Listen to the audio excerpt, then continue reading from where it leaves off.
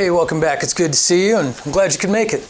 I'm here in my garage, and I'm just kind of looking at, okay, I don't know what I'm going to name her yet, but this is the 72 Ironhead. It's in boxes in the back there.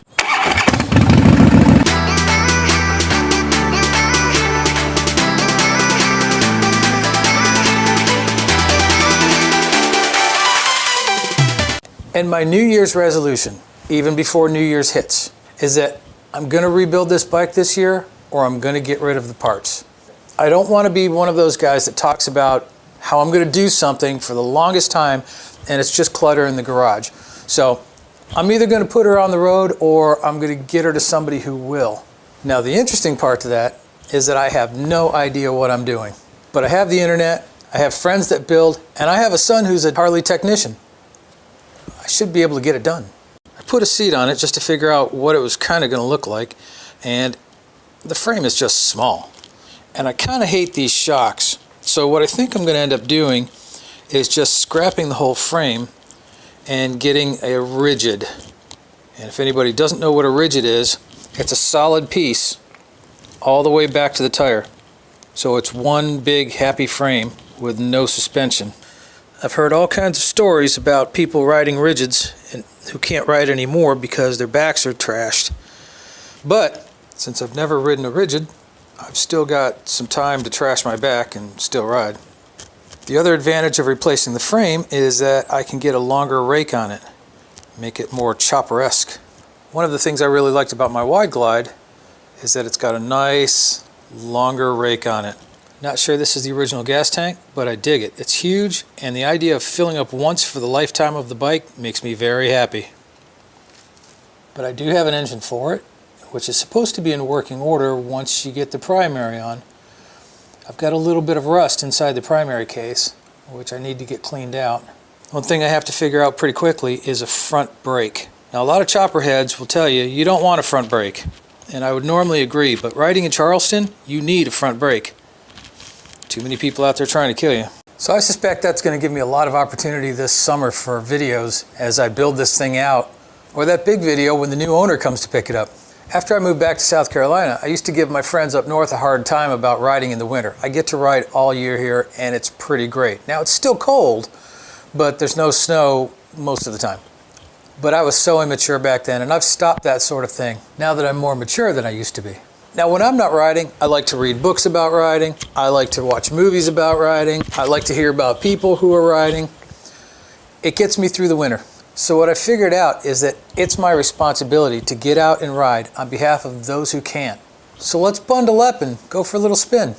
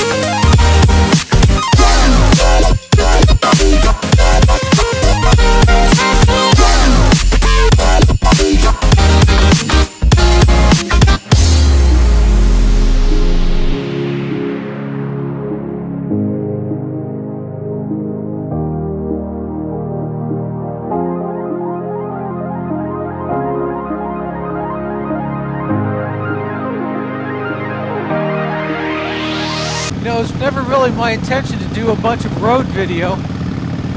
And if you've watched this channel before or read things that I've written, I think road videos are pretty boring. Having ridden the Tail of the Dragon, which was a good ride, if I start watching Tail of the Dragon videos, I'm good for about 10 seconds before I start falling asleep or changing channels or whatever. If you're not on the ride, even if you are on the ride, just watching it is boring. It doesn't hold the same adrenaline and excitement and thrill as riding it. So I don't do a bunch of these videos. Now, that said, I've been watching Fat Boy 740's YouTube channel, and I'll link to it below. And by all means, go check him out. He's very entertaining. And what would normally be a pretty boring ride video, you know, for him it's all about the conversation. So it's not so much the ride, although he rides some really nice area. But as I was watching his video, I thought, oh, it'd be cool to be able to do that, even if that's not what I want to do. I'd at least like to be able to, so now and then I wanted to insert it into a video, I could do that. So I appreciate knowing how to do that, and definitely not stealing his gig. I'm just incorporating it because flattery is the highest form of... No, check that. Imitation is the highest form of flattery. So, like I said, definitely go check out his channel, subscribe to it. Of course, I can't do the accent, which makes it far, you know, that's part of the entertainment of it. I suppose for him it's not an accent. Now in the summer it's beautiful because all these trees are overhanging and it's just lovely, absolutely lovely. Unfortunately, it's also a rather dangerous road. There's a lot of accidents along this road. I don't know, people go to sleep or something, I don't know. I'm guessing that half the time it's cell phones. This is the Rode mic on an open face. So it's doing pretty good, not great. I have to tweak a little bit. See, this is a lovely area. If I could just get rid of all these cars. Absolutely beautiful ride, even when it's cold out. I think before I left the house it was about 42. For my New England friends and family, that's nothing. My oldest son came down a couple years ago and we went out on the bikes, and I was pretty chilly, and he's out in, you know, t-shirt. For him it was nothing at all. I have well acclimated to this area. This is freezing, freezing. Okay, maybe not technically, but it's chilly. When it comes to leisurely rides, I'll stop about 35. When it gets down below 35, I'll still ride in it, but yeah, I'm a little more hesitant to.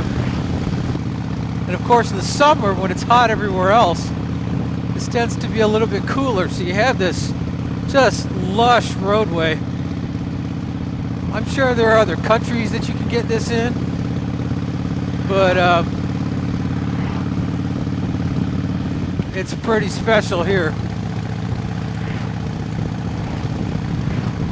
When I first got to South Carolina after riding in New Hampshire, I thought these roads are horrible. On the highway there's a lot of dirt that flies up, and it's just not appealing at all. But once you start driving into some of these back roads, they're beautiful. A lot of farmland and some of this stuff.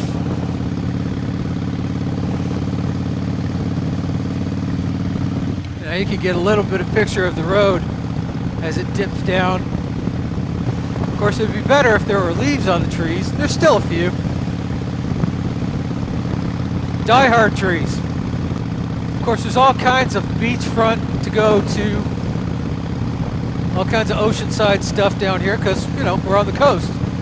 But if you don't want ocean, a lot of it's just flat out there, just fields.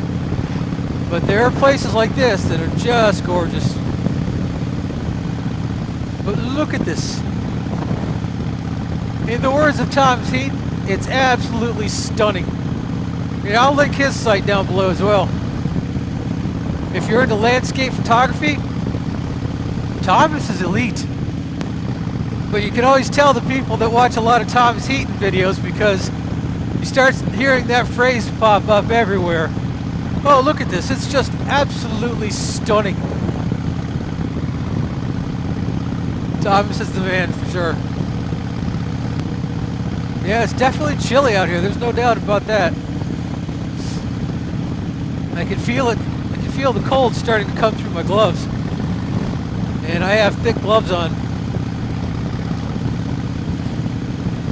You know, people at work give me a hard time about riding in the rain and well, not the snow, but in the cold. They're like, "Oh, you must be crazy. You're riding in the cold." You know, people ski. They snowmobile. Yeah, I have to get another GoPro. I'd like to have them mounted all over the bike. Boom, push the button. Let's go get 3 hours of video, 2 hours of video. Well, if I put power to them, take video till the card fills up.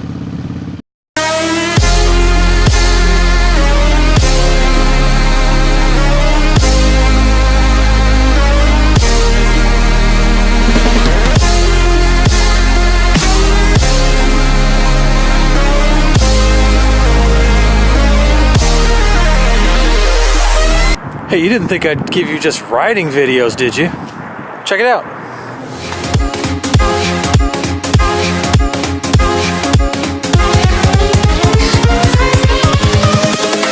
Invincible.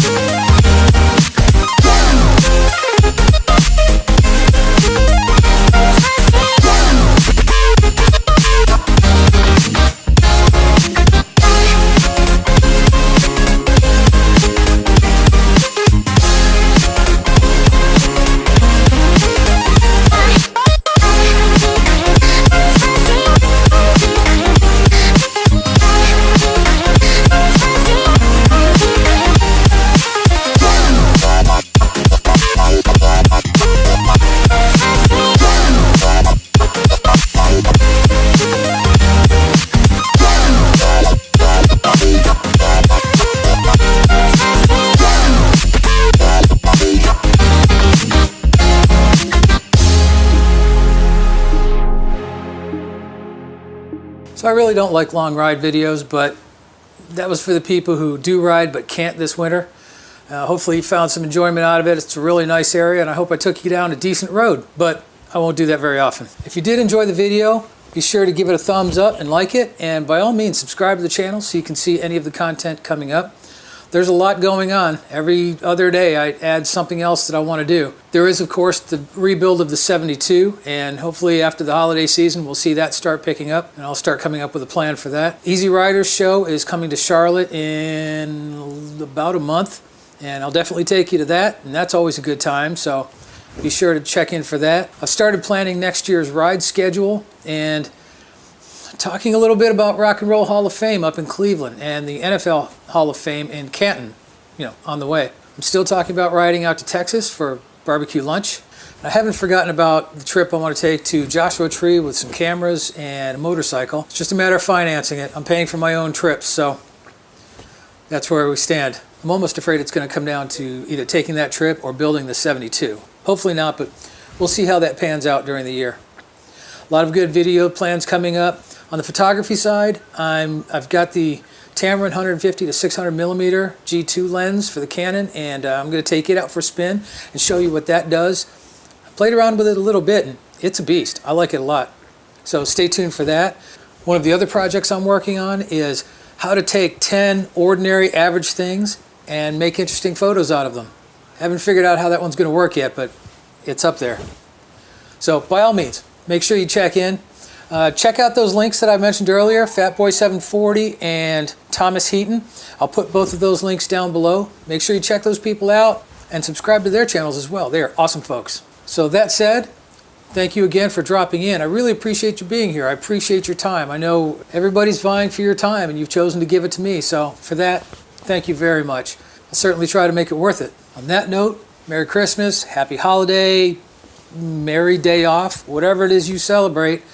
Have a great one. I'll catch you next time.